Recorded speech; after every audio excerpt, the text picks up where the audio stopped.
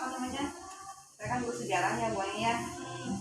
Kalau saya lihat sekarang tuh, aduh, kedudukan pelajaran sejarah tuh lagi apa ya, menyedihkan lah kalau bagi saya gitu. Pertama dengan apa namanya, kebijakan Menteri Pendidikan yang baru itu kan, tadinya mau menjadikan pelajaran sejarah sebagai pelajaran pilihan. Aduh, sedih banget gitu Bu Ai. Tapi akhirnya dirubah gitu. Jadi bukan mata pelajaran wajib tapi ada gitu lah ya. Nah, cuma permasalahannya gini Bu Ai, yang saya rasakan berat itu sebagai guru sejarah adalah mencari relevansi pelajaran sejarah terhadap pembelajaran saat ini. Tujuan kita diskusi hari ini, kita akan Bu Helmi bercerita tentang bagaimana untuk mencari relevansi dari pelajaran sejarah ya. Betul Bu Ai. Jadi latar belakangnya itu apa Bu? Jadi gini ya Bu Ai, kita tahu ya Bu Ai juga kan mantan siswa ya, dari SD, SMP, SMA. Selama ini atau selama Bu Ai belajar waktu itu terhadap pelajaran sejarah gimana pandangan Bu Ai? Menyenangkankah, ramekah, atau boring, bosan, gimana coba? Kalau saya sih menyenangkan ya, karena di sana ada cerita-cerita gitu ya. Kalau Bu Helmi bagaimana di pembelajaran, proses pembelajaran yang dilakukan? Nah, kalau saya pribadi dulu ya Bu Ai, pengalaman saya waktu siswa dulu nih, kadang pernah mendapatkan guru yang cenderung membosankan, hanya baca, hanya disuruh mengerjakan LKS dulu ya Bu Ai ya, ada LKS, baca isi LKS, baca isi LKS, tanpa kita tahu apa sih sejarah itu, apa sih yang dipelajari. Pokoknya kalau sejarah itu isi tugas aja gitu. Tapi pernah juga saya dapat pelajaran sejarah yang kebetulan gurunya menyenangkan, nah itu sedikit menarik gitu kan, tidak membosankan.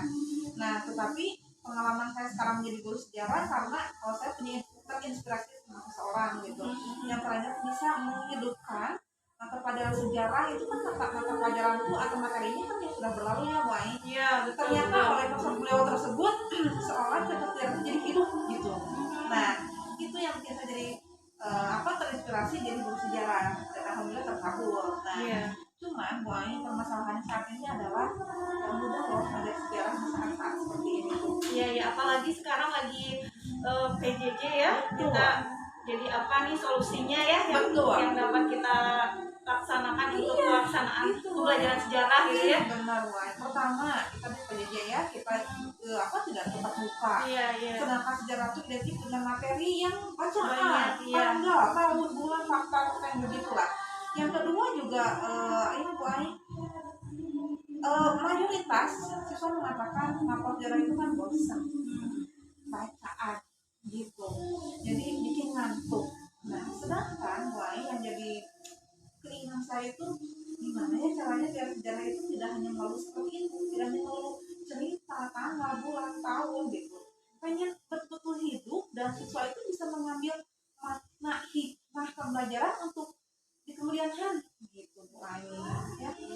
Nah, di dalam proses pembelajaran yang Bu Helmi lakukan nih, bagaimana siswa menanggapi proses pembelajarannya? Nah, memang Bu Ai, saya pun belum jadi guru yang sempurna ya Bu Ai, jauh dari kata sempurna. Cuma pesan saya dulu dari dosen ketika saya kuliah adalah, nanti ketika Anda jadi guru, coba ubah dulu ya. Ubah dulu pelajaran sejarah yang bosan jadi menarik aja dulu gitu lah. Nah, jadi selama ini saya berusaha untuk mengubah dulu dari yang bosan jadi yang menarik. Bagaimana caranya? Ya, guru sejarah itu harus pintar berperan, menghidupkan cerita gitu ya. Makanya saya kalau di kelas itu berusaha untuk indera saya gerakan gitu, jalan-jalan kayak tangan, kaki, gimana lah biar hidup gitu. Nah, cuman terkadang memang saya merasa belum kepada esensi yang nyatanya gitu, bahwa sejarah itu punya maksud dan tujuan membentuk karakter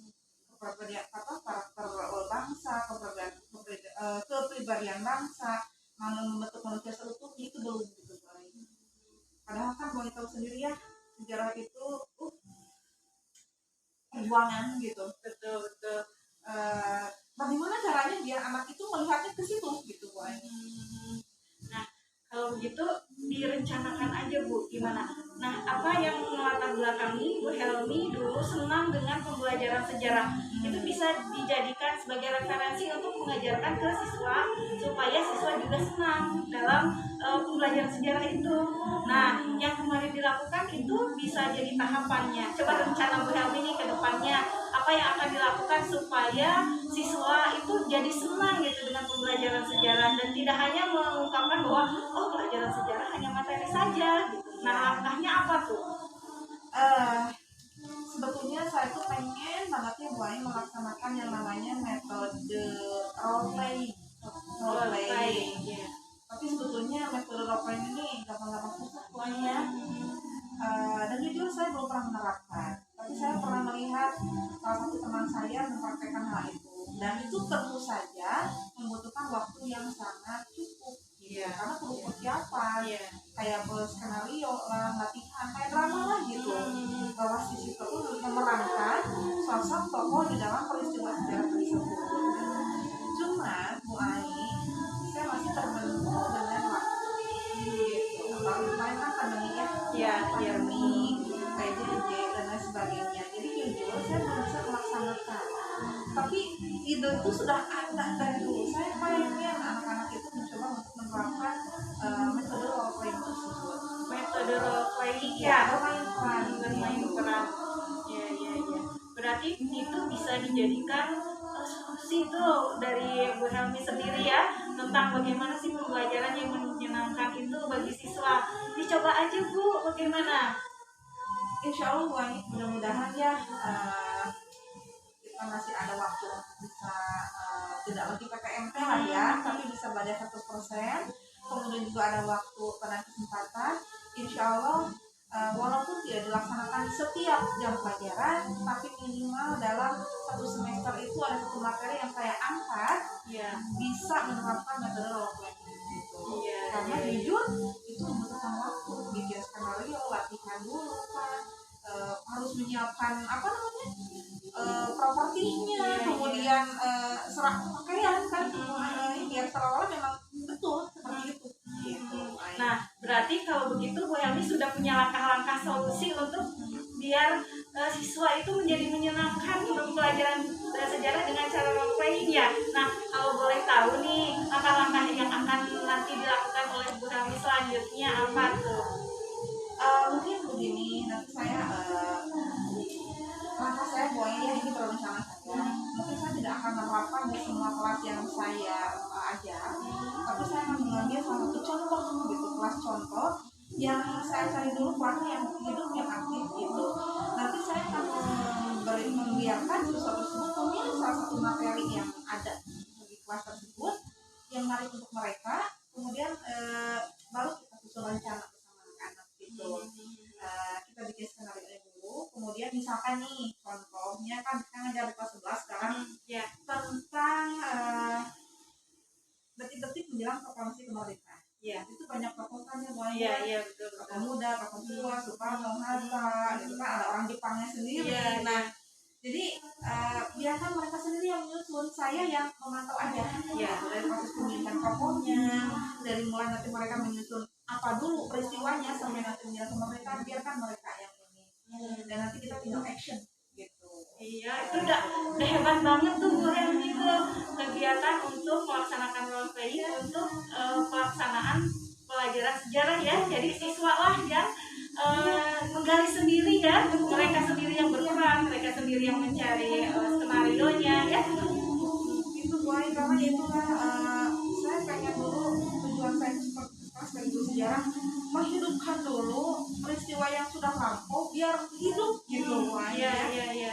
Tadinya pun saya pernah berangan-angan gitu, andaikan si metode role playing ini bisa saya tampilkan di sebuah museum lah di Kota Bandung gitu. Hebat tuh ya.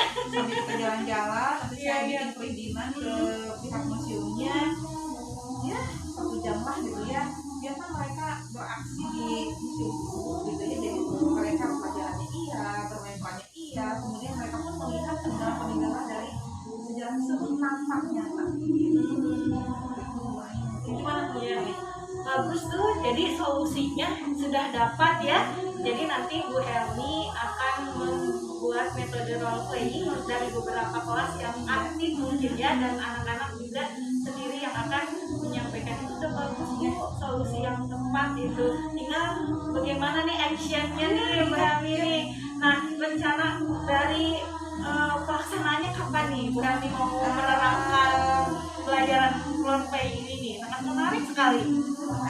Karena kalau sekarang kan sudah menuju akhir kalau pembelajarannya tahunnya mulai insya Allah rencana saya di tahun ajaran tahun ajaran depan semester baru anak-anaknya pun baru dan saya pun ingin mencoba metode yang baru gitu. Sekarang kan waktunya mepet jadi saya tidak akan mencoba dulu di seluruh kelas karena harus ada uji coba lah tidak mungkin saya melaksanakan di semua kelas merupakan waktu yang tadi waktu jadi saya akan di kelas kontrol lah biarkan yang lain berjalan seperti biasa tapi yang kelas ini saya khususkan untuk metode tersebut.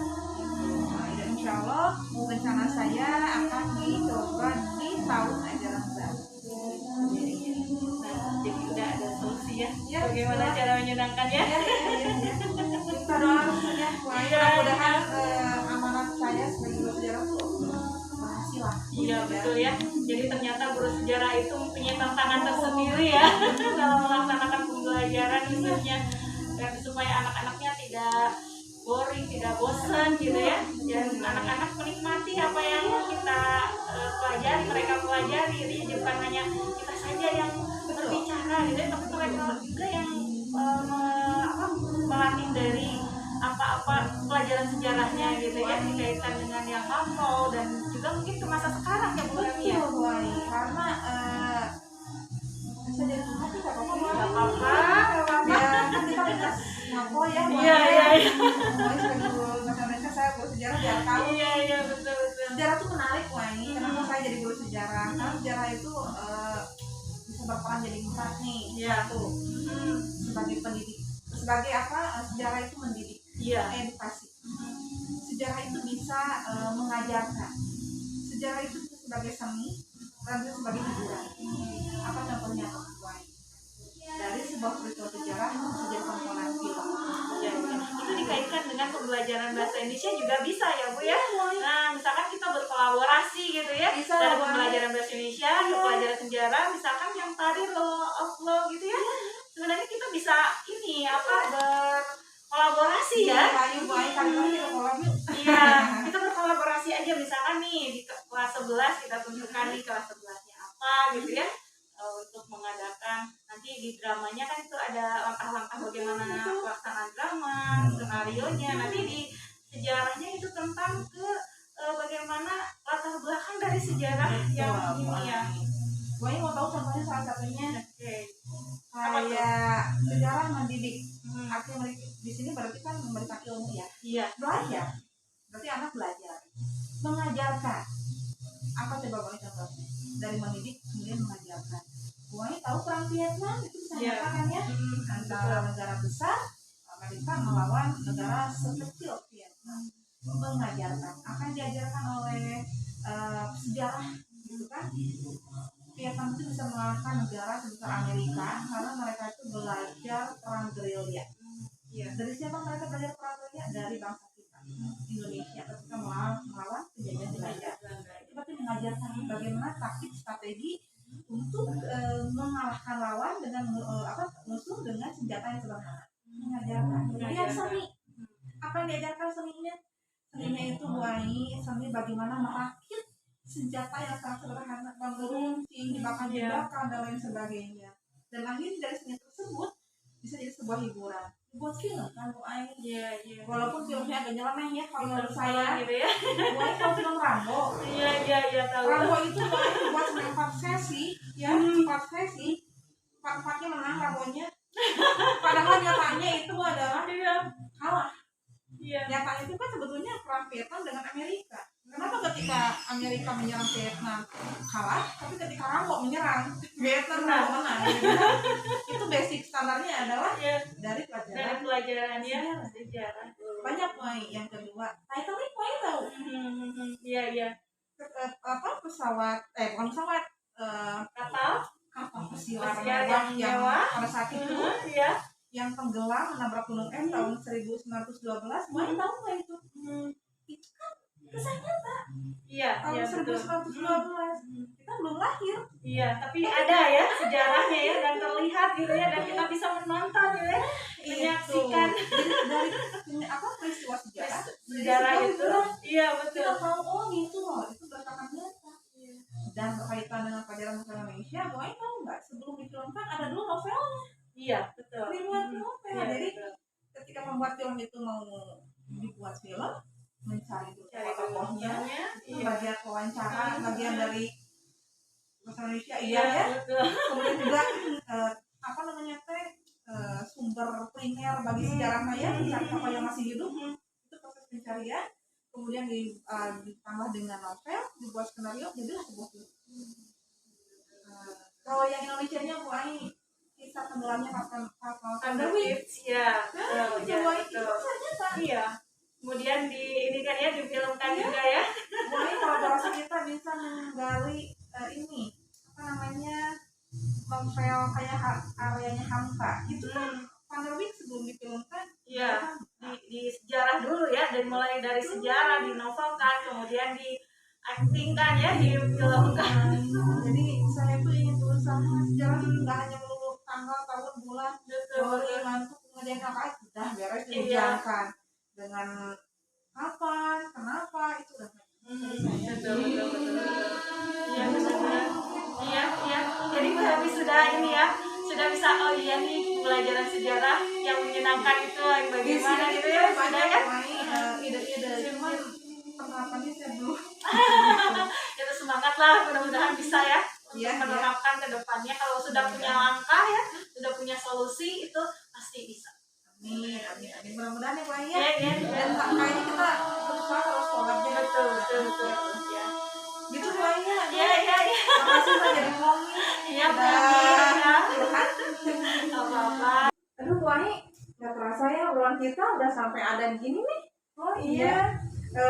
Masih ada kelas Bu Ai? Masih ada nanti jam 1. Ya udah deh, daripada kita telat, telat aja dulu ya Bu Ai ya. Iya. Makasih nih Bu Ai curhatannya. Ya, sama-sama. Insya Allah nih punya pede untuk bisa melaksanakannya Bu Ai ya. Yuk Bu Ai kita sholat dulu. Yuk.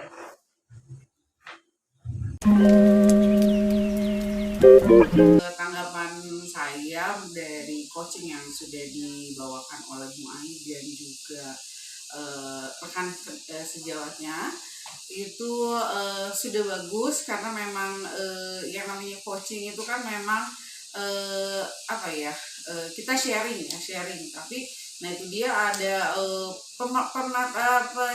penyelesaian masalah itu justru ada di coachingnya itu sendiri. Jadi Bu Ai sudah cukup bagus menjadi coachnya.